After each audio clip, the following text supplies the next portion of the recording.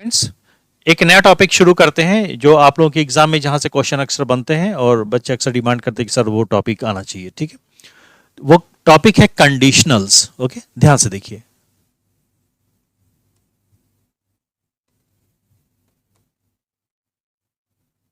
Conditionals कहते हैं या इसी को कहते हैं कंडीशनल सेंटेंस।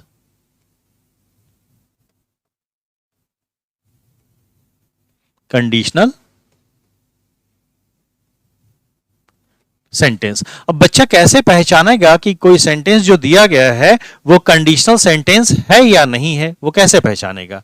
ठीक है, तो कंडीशनल सेंटेंस एक ऐसा सेंटेंस होता है जिसके दो पार्ट होते हैं। तो दो पार्ट में वो दो क्लॉज कहलाते हैं, जिसमें कि एक क्लॉज कंडीशन की बात करे, कंडीशन यानी शर्त लागू करना, तो दूसरा क्लॉज उसका रिजल्टेंट बताएगा। जैसे अगर हम ये कहें if I work hard, if I work hard, comma, I shall pass।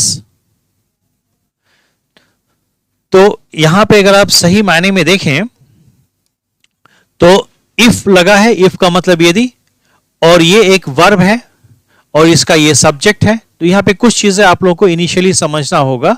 ठीक है, ये पूरा का पूरा सेंटेंस नहीं है जो मैंने अभी अंडरलाइन किया। सेंटेंस इफ से लेकर के पास तक लिखा गया, तो ये एक सेंटेंस है, पर एक सेंटेंस के हिस्से दो हैं, पार्ट्स दो हैं। कौन?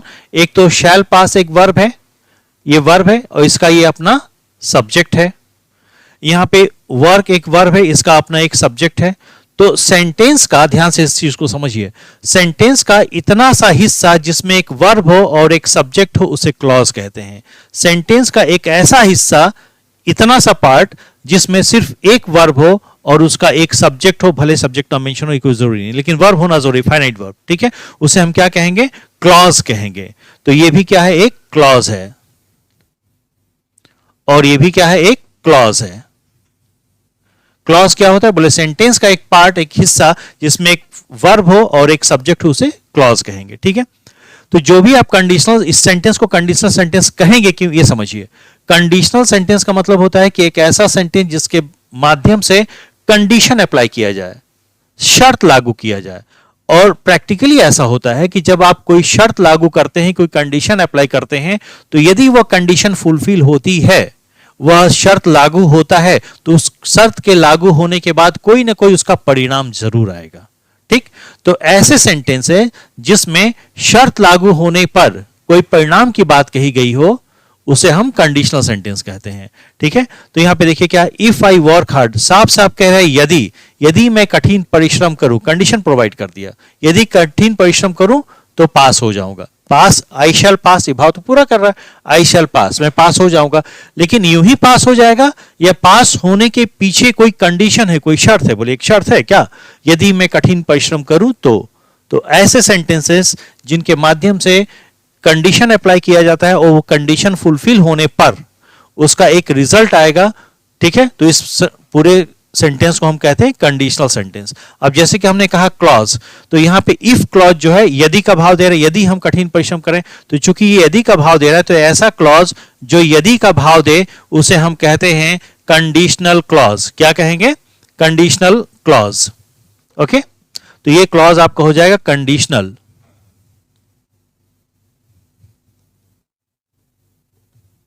क्लॉज।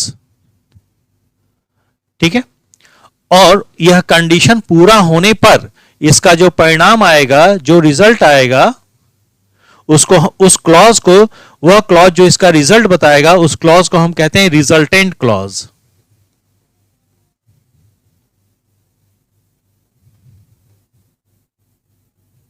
तो ये बेसिक पॉइंट इसमें है कि दो कौन से क्लॉज होंगे एक कंडीशनल सेंटेंस में।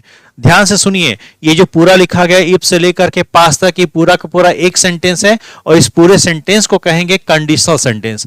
और जो भी कंडीशनल सेंटेंस होगा उसमें दो बातें कही जाती हैं। एक पार्ट ऐसा होगा, यानी कि एक क्लॉज ऐसा होगा जो कंडीशन यानी कि शर्त लागू करने की बात करेगा। तो वह क्लॉज जो कंडीशन अप्लाई करता है उसे हम कहते हैं कंडीशनल क्लॉज, और चूंकि कंडीशनल क्लॉज में इफ लगा होता है तो कई बार इसी को हम लोग कहते हैं इफ क्लॉज भी कहते हैं। इफ का मतलब यदि, यदि का मतलब हो गया कंडीशन से, यदि ऐसा हो तो वैसा हो जाएगा, ठीक है। और यदि यह कंडीशन फुलफिल होता है तो इसका एक परिणाम होगा, एक रिजल्ट आएगा, तो ये क्लॉज उस रिजल्ट को बताता है। तो एक ऐसा क्लॉज जो कंडीशन फुलफिल होने पर उस रिजल्ट को बताएगा, उसको हम कहते हैं रिजल्टेंट क्लॉज। तो बेसिक इसमें समझने वाली बात यही है कि जितने भी कंडीशनल सेंटेंस लिखे जाएंगे उसके दो पार्ट्स होते हैं या दो क्लॉजेस होते हैं, एक कंडीशनल क्लॉज होगा और एक रिजल्टेंट क्लॉज होगा। इतनी बात समझ में आ गई। अब आगे देखते हैं कि इसमें एरर किस प्रकार का आता है, ठीक है। आइए,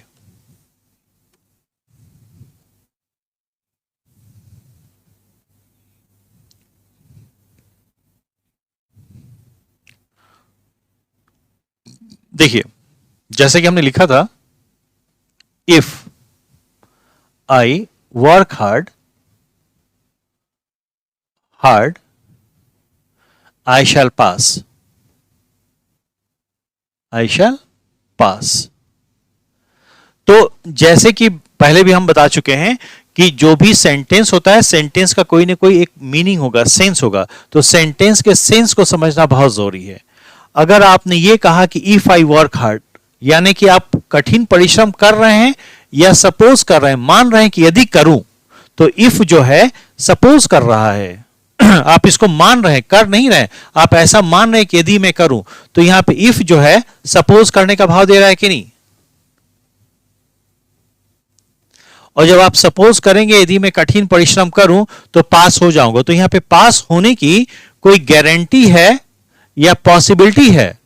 जितने भी एस्पिरेंट हैं सभी कठिन परिश्रम कर रहे होंगे, कुछ को छोड़ के, ठीक है। लेकिन जो कठिन परिश्रम कर रहे हैं उनमें से सभी पास तो नहीं हो जाते। या मान लीजिए कि आप आज की डेट में बहुत कठिन परिश्रम कर रहे हैं, आगे आप पास हो जाएंगे, इस एग्जाम को क्वालिफाई कर लेंगे, इसकी कोई गारंटी है? नहीं, पॉसिबिलिटी है, ठीक है।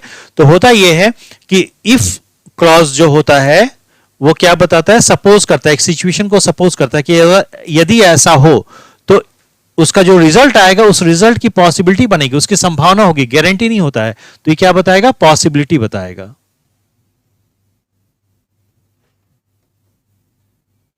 इतनी बात समझ में आई, ठीक है। तो जितने भी कंडीशनल सेंटेंसेस होते हैं, कंडीशनल सेंटेंस के माध्यम से हम सपोज करते हैं और सपोज करने के बाद उसका जो रिजल्ट आएगा उस रिजल्ट के बारे में एक पॉसिबिलिटी तय होती है, वो कंफर्मेशन नहीं होता है। ये बात समझ आई। तो प्रैक्टिकली जो है हम सपोजिशन दो प्रकार का करते हैं। वो कौन सा दो प्रकार का सपोजिशन है, आइए यहां पे करके देखते हैं, ठीक है।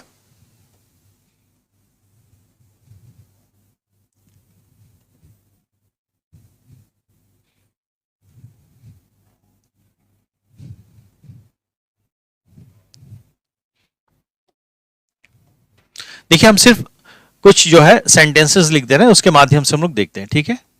अगर हम कहें, sorry, if I work hard I shall pass, I shall pass. एक सेंटेंस एक और ले लेते हैं, if I had wings I would fly now। एक और सेंटेंस लेते हैं, if I had studied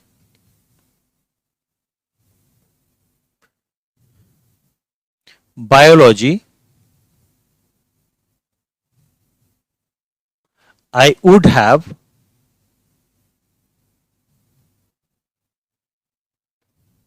become a doctor। ठीक है, तीन सेंटेंसेस है और इन तीनों में सिमिलरिटी क्या है, अगर आप सही ढंग से देखें तो तीनों में इफ लग रहा है। इफ का अगर हिंदी में हम बात करें, इफ का मतलब यदि। आप ऐसे भी देखिए हिंदी में आप यदि कब कहते हैं, जब कोई चीज हकीकत में वैसी है या नहीं, नहीं ना। हकीकत में अगर कोई चीज वैसी है तो आप यदि नहीं कहेंगे। यदि आप तभी कहते हैं जब वो चीज वैसी नहीं है पर उसको वैसा आप मानना चाहते हैं। ठीक है, तो देखिए ध्यान से क्या कह रहा है, if I work hard I shall pass. Pass कब होंगे? फ्यूचर में, पर इसकी गारंटी नहीं है, पॉसिबिलिटी है। तो फ्यूचर में पास होने के लिए आप फ्यूचर में कठिन परिश्रम करेंगे क्या, या प्रेजेंट में करेंगे? प्रेजेंट में करेंगे। इसीलिए यहां पे ये सिंपल प्रेजेंट टेंस का वर्ब आया है।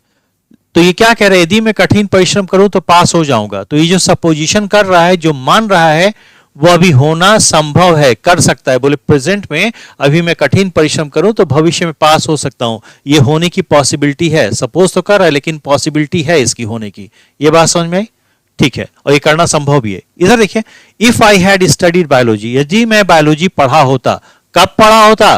पास्ट में। और जब मैं स्टूडेंट था पास्ट में, उस समय मेरे लिए बायोलॉजी पढ़ना पॉसिबल था, लेकिन अब वो मेरा पढ़ने का समय चला गया है, अब मैं बायोलॉजी नहीं पढ़ सकता।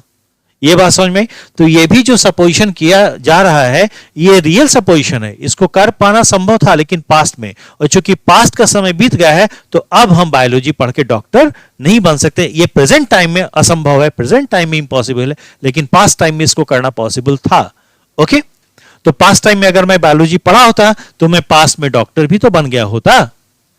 ठीक है, तो यहां पे ये पहला और तीसरा सेंटेंस जो है सपोज तो कर रहे हैं, पर ये भी रियल का सपोजिशन है, ये कर पाना संभव है, और ये भी कर पाना संभव था, इसलिए भी रियल सपोजिशन है। अंतर सिर्फ इतना है कि ये अभी हम कर सकते हैं, प्रेजेंट में या फ्यूचर में संभव है, लेकिन ये पास्ट में ही हो सकता था, प्रेजेंट में करना असंभव है। ये बात समझ में आई? ओके, अब इधर देखिए, ये भी सपोजिशन कर रहा है, if I had wings I would fly now. यदि मेरे पंख होते तो मैं अभी उड़ जाता। यदि मेरे पंख होते आप कब कहेंगे? जब आपके पास पंख है या नहीं है? आपके पास पंख नहीं है तभी तो कहेंगे यदि मेरे पंख होते तो मैं उड़ जाता। तो आप सपोज तो कर रहे हैं, लेकिन क्या सपोज कर रहे हैं कि आपके पास कभी पंख हो सकता है क्या? पंख तो जानवर के पास होगा। अगर आपने कहा यदि इफ आई हैड विंग, यदि मेरे पास पंख हो, ठीक है, तो क्या ये सही है? ये तो अनरियल सपोजिशन हो जाएगा ना। ठीक है, कि इंसान के पास तो पंख हो ही नहीं सकता। तो यहां जो सपोजिशन कर रहा है कैसा है? अनरियल है। If I had wings I would fly now, यदि मेरे पंख होते तो मैं भी उड़ जाता। पर इंसान के पास तो कभी पंख हो ही नहीं सकते, और इंसान के पास चूंकि कभी पंख हो ही नहीं सकता, उसके पास पंख होने की आप कल्पना कर रहे हैं। ठीक है, तो इसका मतलब ये अनरियल सपोजिशन है। तो कंडीशनल सेंटेंस के माध्यम से हम सपोजिशन करते हैं, और सपोजिशन दो प्रकार का होता है। एक होता है रियल, इधर देखिए, एक होता है रियल, जो कि आपको साफ साफ दिख रहा होगा, रियल सपोजिशन। ये भी रियल है पहला वाला, और ये तीसरा वाला भी क्या है? रियल सपोजिशन है। ये दो रियल सपोजिशन है। तो दोनों में अंतर क्या है? बोली इसके माध्यम से प्रेजेंट में या फ्यूचर में काम को कर पाना संभव है, लेकिन तीसरे के माध्यम से ये पास्ट में होना संभव था, क्योंकि पास्ट का समय बीत गया इसलिए पॉसिबल नहीं है। पर ये जो है, ये टाइप सेकंड में आता है, जिसको हम कहते हैं कि अनरियल सपोजिशन। आपने माना तो यदि मेरे पंख होते, लेकिन यदि मेरे पंख होते, इंसान के पंख हो ही नहीं सकते हैं। ठीक है, तो इसका मतलब ये सपोज तो हो रहा है पर अनरियल हो रहा है। तो ये सपोजिशन कैसा है? अनरियल। ओके, तो कंडीशनल सेंटेंस के माध्यम से सपोजिशन का भाव दिया जाता है, और सपोजिशन में आपने देखा प्रैक्टिकली दो प्रकार के सपोजिशन होते हैं, एक रियल सपोजिशन, एक अनरियल सपोजिशन। तो अनरियल सपोजिशन में केवल एक ही सेंटेंस आ रहा है, हैड वाला, और रियल सपोजिशन में दो प्रकार का आ गया। बोले रियल सपोजिशन में तो कौन सा रियल सपोजिशन? जो भविष्य में होना बाकी है, या जो पास्ट में हो गया? तो जो पास्ट में हो गया वो भी रियल था, लेकिन वो पास्ट का समय बीत गया, तो प्रेजेंट में संभव नहीं है, इम्पॉसिबल। ठीक है, इसके बारे में आगे अभी देखते हैं, इसको बोर्ड को मिटा के। देखिए, जैसा कि अभी तक के तीनों एग्जाम्पल से हम लोगों को ये चीज क्लियर हो गई क्या, कि जो भी कंडीशनल सेंटेंस हम लोग लिखते हैं, कंडीशनल सेंटेंस के माध्यम से सपोज करने का भाव आता है, मानने का भाव आता है कि ऐसा हो तो ऐसा हो जाएगा, सपोज करते हैं। ठीक है, फैक्ट नहीं बताते, हकीकत बयान नहीं करते उसके माध्यम से। और उसी में हम लोगों ने देखा कि पहला सेंटेंस और तीसरा सेंटेंस जो कि कंडीशनल का था, यानी कि सपोज करने का भाव दिया था, पर वहां पे रियल सपोजिशन था। तो जो प्रैक्टिकली जो हम लोग सपोज करते हैं, वो सपोजिशन दो प्रकार के होते हैं, एक होता है रियल और एक होता है अनरियल। ठीक है, तो एक हो गया आपका रियल सपोजिशन,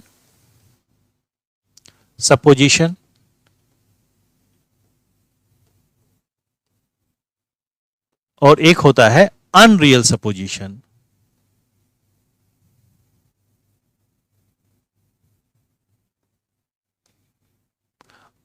स्टूडेंट्स, आप लोगों ने बुक में देखा होगा या कभी पढ़ा होगा टीचर से, तो ये जरूर देखा होगा कि टीचर वहां पे बताते हैं कि वो जो है कंडीशनल सेंटेंसेस होते हैं उसमें टाइप कैटेगराइज्ड है, type first, type second, type third और अंत में आता है टाइप जीरो। ठीक है, तो टाइप का क्या मतलब है? तो जैसे कि आप लोगों को बता ही चुके हैं कई बार पहले भी कि सेंटेंस जो है, सेंटेंस के माध्यम से भाव व्यक्त किया जाता है। चाहे कोई भी सेंटेंस हो, कंडीशनल की बात नहीं करें, कोई भी एक सेंटेंस लिखेंगे तो उसका कोई ना कोई मीनिंग होगा ना, भाव होगा। ठीक है, तो जब आप कंडीशनल सेंटेंस लिखते हैं तो जब भी कंडीशनल सेंटेंस लिखेंगे उसका भाव जो होगा सपोजिशन का होगा, वो मानने का भाव देगा, फैक्ट नहीं बताएगा, सपोज करने का भाव देगा।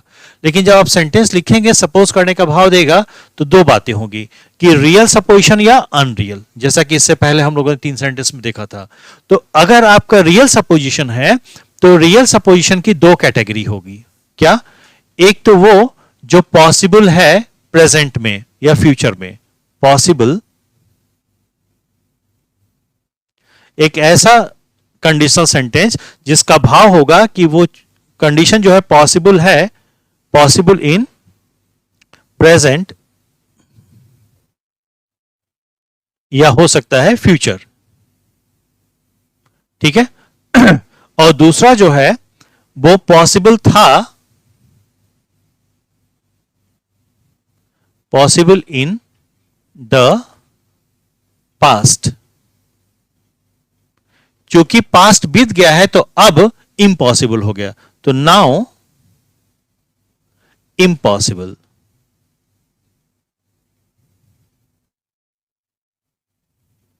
ठीक है, और जो अनरियल सपोजिशन होता है उसमें ऐसा सेंटेंस हम लोग बोलते हैं, उस सेंटेंस का भाव ऐसा होता है कि सपोज तो करेगा, मानने का भाव देगा, लेकिन जो आप सपोज करते हैं वो कभी रियल हो ही नहीं सकता, अनरियल होगा। जैसे मैं कहूं कि यदि मैं तुम होता, तो तुम यानी आप बिल्कुल अलग हैं, मैं अलग हूं, मैं बन ही नहीं सकता, आपकी पर्सनालिटी अलग है, मेरी पर्सनालिटी अलग है। यदि मैं कहूं कि यदि मैं चिड़िया होता, यदि मैं पक्षी होता तो मैं स्वतंत्र होता, तो मैंने सपोज तो किया यदि मैं पक्षी होता, पर क्या मैं यानी इंसान कभी पक्षी हो सकता है? नहीं। तो ये बिल्कुल अनरियल सपोजिशन है। तो जो अनरियल सपोजिशन होता है उस सेंटेंस का जो मीनिंग होता है दैट इज नेवर, कभी भी, नेवर पॉसिबल। इस जो मैं नेवर पॉसिबल अपनी भाषा में लिख रहा हूं, इसी को अगर किताबों में देखेंगे तो ये रहता है इम्प्रॉबेबल, इम्प्रॉबेबल। एक एग्जाम में पूछा भी था अभी ठीक है, इम्प्रॉबेबल। तो जैसे कि मैंने अभी थोड़ी देर पहले आप लोगों को बताया था कि आप लोग जब पढ़े होंगे कुछ किताबों में तो आपने टाइप फर्स्ट टाइप सेकंड देखा होगा। ठीक है, तो देखिए जो कंडीशनल सेंटेंस आप लिखते हैं, कंडीशनल सेंटेंस सपोजिशन का भाव देगा, और सपोजिशन में अगर रियल है तो रियल में 2 बातें होगी। रियल में एक ऐसा होगा जो अभी भविष्य में हो सकता है, वर्तमान में भी होना संभव है, और एक ऐसा होगा जो पास्ट में होना संभव था लेकिन चूंकि पास्ट का समय बीत गया तो अब वो नहीं हो सकता। ठीक है, जैसे मैं अगर अभी बायोलॉजी पढ़ के डॉक्टर बनना चाहूं तो नहीं बन सकता। ठीक है, प्रैक्टिकली। तो ऐसा कंडीशनल सेंटेंस जो फ्यूचर या प्रेजेंट की पॉसिबिलिटी की बात करता है उसको हम कहते हैं टाइप फर्स्ट। तो टाइप फर्स्ट कंडीशनल सेंटेंस के माध्यम से हम प्रेजेंट या फ्यूचर के पॉसिबिलिटी की बात करते हैं, या कोई भी ऐसा सेंटेंस जो कंडीशनल हो और वो कंडीशनल रियल सपोजिशन बता रहा हो और रियल में प्रेजेंट या फ्यूचर में संभव होना हो उसका, तो उसको हम टाइप फर्स्ट में कहेंगे। उसी तरह से रियल सपोजिशन हम कर रहे हैं लेकिन रियल सपोजिशन वो पास्ट के लिए संभव था, पास्ट का समय बीत गया तो अब असंभव हो गया, तो उसके लिए हम कहेंगे टाइप थर्ड, टाइप थर्ड। ये बात समझ में? तो ऐसे कंडीशनल सेंटेंस जिसमें सपोजिशन तो हो रहा है और सपोजिशन रियल है पर रियल में पास्ट का है तो उसको टाइप थर्ड में कैटेगराइज करते हैं। ठीक, उसके बाद आ गया अनरियल सपोजिशन।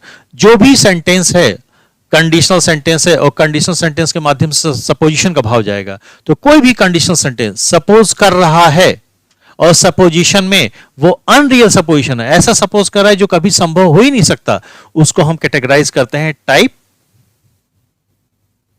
सेकंड में। इतनी बात समझ में आ गई। अब इसका डिटेल हम लोग आगे देखेंगे, ठीक है। और टाइप 0 एक होता है, उसको सबसे अंत में हम लोग देखेंगे, ठीक है। असल में होता क्या है कि टाइप फर्स्ट से और टाइप 0 में बच्चे थोड़ा सा कंफ्यूज होते हैं। आइए करके देखते हैं थोड़ा, ठीक है। ओके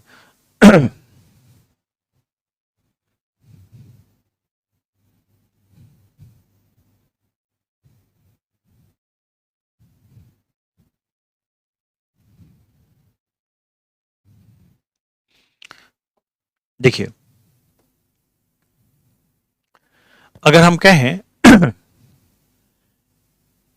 इफ, इफ जैसा लगा यदि कह दिए, यदि कह दिए यानी कि फैक्ट नहीं बता रहा, सपोज कर रहा है, यानी कि कंडीशनल क्लॉज ही बनेगा, ठीक है।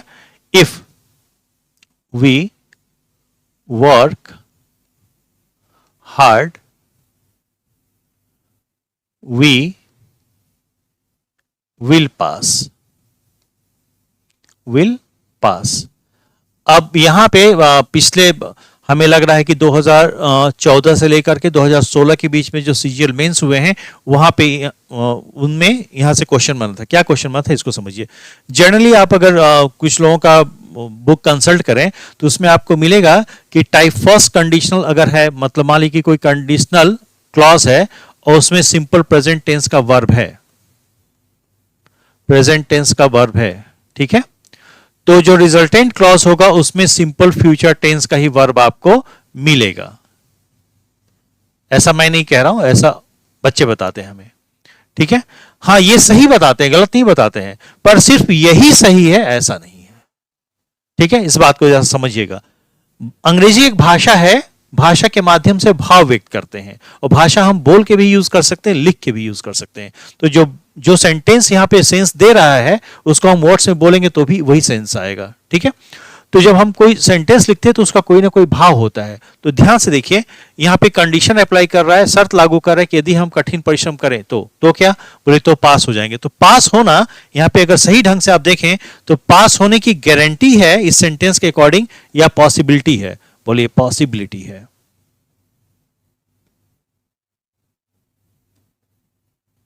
ठीक है।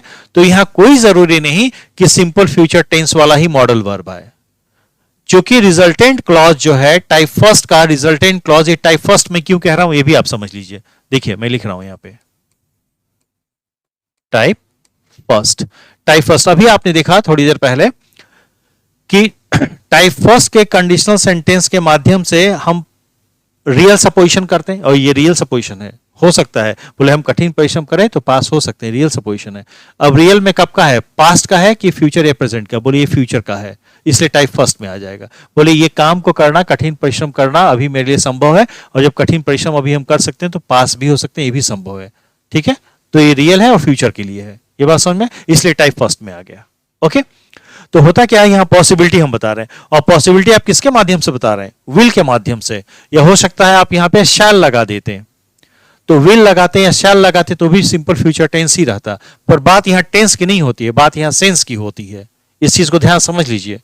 तो जब रिजल्टेंट क्लॉज, टाइप फर्स्ट का रिजल्टेंट क्लॉज आपको पॉसिबिलिटी बताता है, और पॉसिबिलिटी मॉडल्स बताते हैं, जब आप लोग मॉडल चैप्टर पढ़ेंगे तो बहुत ज्यादा क्लियर हो जाएगा, ठीक है। तो विल और शैल से भी हम पॉसिबिलिटी बता सकते हैं, मे से भी हम पॉसिबिलिटी बताते हैं, कैन से भी पॉसिबिलिटी बताते हैं, वुड से भी पॉसिबिलिटी बताते हैं, और हम कुड से भी पॉसिबिलिटी बताते हैं। और जो लोग अगर ये समझ रहे होंगे, गलती से ये समझ रहे होंगे कि वुड और कुड हमेशा पास्ट के लिए यूज होता है, और बात तो सर आपने कही है यहां फ्यूचर की, तो ऐसा नहीं है। वुड है, कुड है, माइट है, जितने भी मॉडल वर्ब्स होते हैं, ठीक है, मॉडल वर्ब्स का अपना कोई पर्टिकुलर टेंस नहीं होता है, मॉडल वर्ब्स का अपना कोई पर्टिकुलर टेंस नहीं होता है। वुड का यूज हम पास्ट के लिए भी करते हैं, वुड का यूज प्रेजेंट और फ्यूचर के लिए भी करते हैं, कुड का यूज हम पास्ट के लिए भी करते हैं, और कुड का यूज प्रेजेंट और फ्यूचर के लिए भी करते हैं। एक एग्जांपल करके आपको क्लियर कर दे रहा हूं। देखिए, आपके घर आपके फ्रेंड आए, एक गेस्ट आए, आप उनको क्या कहते हैं? Would you like to have tea? तो जब आपके फ्रेंड आपके घर आए, आपके गेस्ट आपके घर आए, उस समय आप उनको ऑफर करते हैं ना कि आप चाय लेना पसंद करेंगे, तो क्या आप पास की बात करें या जब बोल रहे हैं उस समय आप चाय लेने की बात कर रहे हैं? तो ये प्रेजेंट का टाइम ही तो रेफर कर रहा है, हाँ या ना? जब आप किसी से हेल्प मांगते हैं, ठीक है, जैसे चलो एक दूसरा सेंटेंस लिख देता हूं। अगर मैं कहूं कि it could rain this evening, या हम कुड की जगह माइट भी कर दे रहे हैं, तो कुड हो चाहे माइट हो, आपको ऐसा लग रहा होगा कि पास्ट का मॉडल है। पर जब आपने दिस इवनिंग कहा तो दिस इवनिंग कब कहेंगे? इवनिंग से पहले कहेंगे, यानी जब बोलेंगे उसके बाद इवनिंग आएगा, यानी कि फ्यूचर का टाइम हो गया।